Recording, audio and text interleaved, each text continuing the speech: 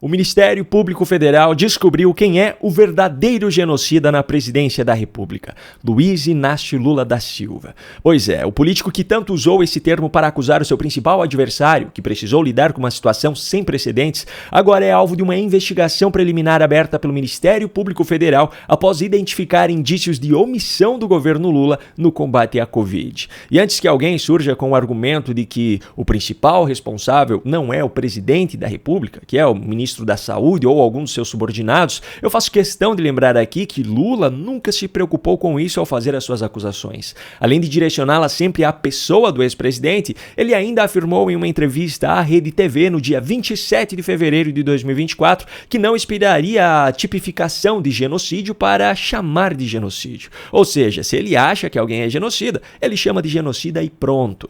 Ironicamente, o cara que chamou Flávio Dino de gordola e filho da P foi condenado à prisão, mas Lula atribui a quem ele quiser uma suposta responsabilidade pela morte de milhares de pessoas. E nisso a justiça brasileira não vê problema algum. Enfim, como se não bastasse o fato de ter sido omisso ao ponto de deixar o Brasil bater o recorde histórico de casos e de mortes por dengue em 2024, Lula ainda lidera um governo que foi omisso em relação ao combate de outra crise que já havia sido controlada, a de Covid. A Procuradoria da República no Distrito Federal considerou que o Ministério da Saúde do governo Lula falhou na busca por vacinas atualizadas, deixou vencer milhões de doses e realizou um número inexpressivo de testes de diagnóstico.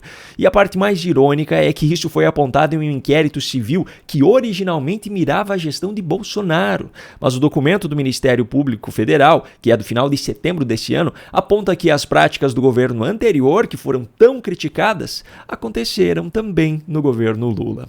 Diante da situação, o Ministério da Saúde, que hoje é comandado por Nízia Trindade, publicou uma nota dizendo que a atual gestão, abro aspas, é incomparável à anterior, a começar pela defesa da ciência e da vacinação, fecho aspas, repetindo assim o trabalho mais executado dentro da pasta desde janeiro de 2023, o de inventar desculpas para a própria incompetência. O diretor do Departamento do Programa Nacional de Imunizações, Éder Gatti, que por sinal em janeiro de 2023 disse à imprensa que a gestão de Bolsonaro deixou vencer 370 mil doses de vacina, mas depois, sob a sua gestão, o governo Lula deixou vencer cerca de 8 milhões de doses no estoque do Ministério da Saúde, disse agora que a culpa pelo baixo índice de vacinação é dos grupos anti-vacinas. Bom, diante desse cenário, eu faço questão de dedicar aqui alguns segundos do meu tempo para esclarecer ao senhor Éder Gatti, à senhora Nízia Trindade e ao senhor Lula o que realmente está acontecendo nesse país. O que realmente está acontecendo é que o povo brasileiro já percebeu que vocês, além de incompetentes e irresponsáveis, ainda são hipócritas, pois acusam os outros daquilo que vocês mesmos fazem. A responsabilidade que vocês atribuem aos grupos antivacinas, na verdade, é uma consequência do fato de que grande parte da população brasileira já percebeu que a suposta ciência defendida por vocês representa apenas um lado da ciência, aquele que mais lhes convém. E nós até imaginamos quais sejam os motivos por trás disso. Mas o problema é que essa tal defesa da ciência que vocês dizem representar tem uma incoerência escancarada. Ela ignora o fato de que a existência da própria ciência depende do direito ao contraditório.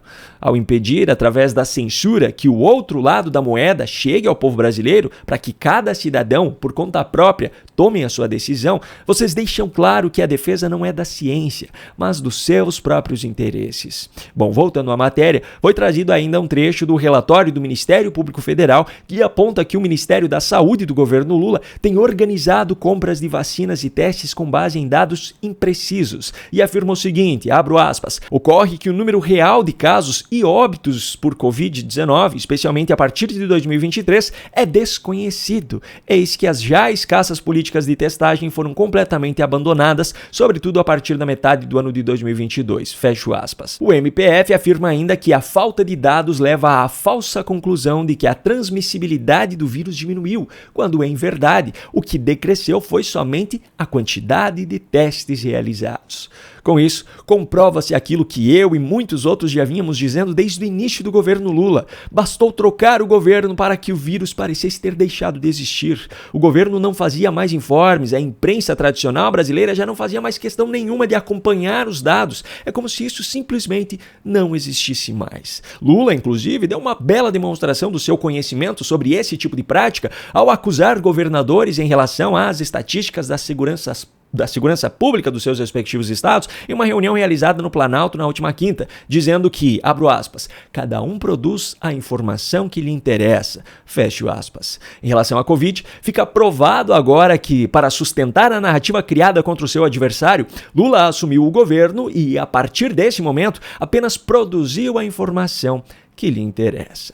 Bom, eu ainda vou mostrar no vídeo de hoje uma série de absurdos que foram ditos por Daniela Lima hoje pela manhã na Globo News, que, segundo ela, partiram de ministros do Supremo Tribunal Federal, mas eu tenho um recado rápido para você.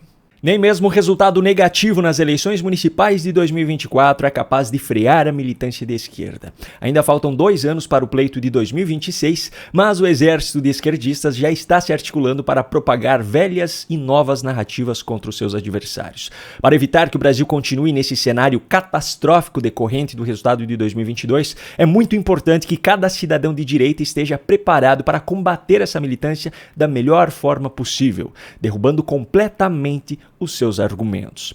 Para ajudar nesse sentido, eu preparei um material em vídeo com 12 aulas ensinando 12 estratégias diferentes para vencer debates contra militantes de esquerda. São 7 estratégias que já faziam parte do e-book, que talvez você já tenha até acessado, só que explicadas de maneira mais detalhada e aprofundada nesse curso, e ainda outras 5 estratégias inéditas. Vale ressaltar aqui que todo esse conteúdo foi preparado para ajudar tanto aqueles que debatem contra militantes diante de um público, quanto para aqueles que enfrentam esse tipo de situação no seu dia a dia, com colegas de trabalho, familiares ou amigos. Além de todo esse material, você terá acesso ainda a alguns bônus, como um módulo que reúne diversos debates históricos na íntegra, como os debates presidenciais de 1989, passando por 94, 2002, 2010, 2014, 2018, 2022 e até mesmo o debate com os candidatos à Prefeitura de São Paulo, onde aquela cena da cadeirada aconteceu.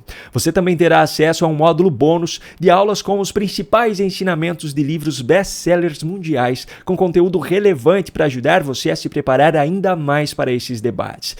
Todo esse conteúdo será de livre acesso para você de forma vitalícia pelo investimento de apenas R$ 147, que pode ser feito por Pix, boleto ou parcelado no cartão de crédito. Para isso, basta clicar no link que está aqui na descrição do vídeo ou apontar a câmera do seu celular para o QR Code que está aparecendo no canto da sua tela. Eu espero você lá. Muito bem, vamos agora ao comentário feito por Daniela Lima hoje pela manhã na Globo News, que mais uma vez trouxe informações extraídas da sua íntima relação com ministros do Supremo, dessa vez em relação à conduta da Corte nos julgamentos dos envolvidos no 8 de janeiro. A explicação basicamente é a seguinte: casos leves, gente que claramente não depredou, gente que não cometeu ilícito grave na trama golpista do 8 de janeiro, está tendo pena de no máximo 1 ano comutada em serviços sociais ou até acordo de não persecução penal. O que é isso? A pessoa se senta com o Ministério Público Federal, reconhece que praticou um tipo de violação. Em troca desse reconhecimento, há ali uma comutação de ação social, que seja prestação de serviço, mas não há uma acusação na justiça. A princípio, a PGR, sim, lá atrás, ainda sob Aras, se recusava a pensar na possibilidade de acordos de não persecução penal, porque partia do princípio, gente, que o ataque à democracia é o crime mais grave que se pode ter, já que da democracia é que deriva toda a árvore da nossa Constituição. Mas depois, com o avanço das apurações, chegou-se ao entendimento de abrir os casos de não persecução penal para quem comprovadamente não praticou ilícito grave. Porque os ministros do Supremo se deram ao trabalho de lembrar tanto a linha cronológica, quanto que há acordos, como penas impostas de até 1 ano que são comutadas em serviços sociais, por exemplo, para explicar que a proposta do ministro da Defesa, José Múcio Monteiro, simplesmente não faz sentido. Anistia para quem tem casos leves. Primeiro de tudo, casos leve. Qual será que é a pena por assassinar o português, Daniela?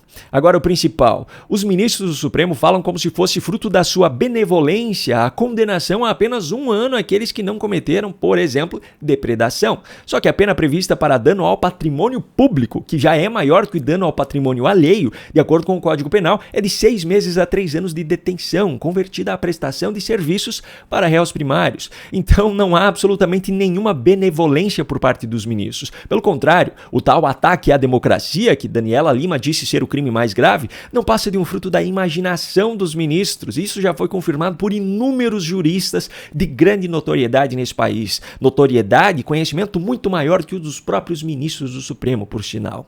Eu sempre disse isso e volto a repetir. Eu não concordo com nada do que foi praticado naquele dia, mas ninguém ali cometeu nenhum crime além de dano ao patrimônio público. Portanto, na pior das hipóteses, as maiores condenações não passariam de 3 anos de detenção. Essa é a verdade. Ponto.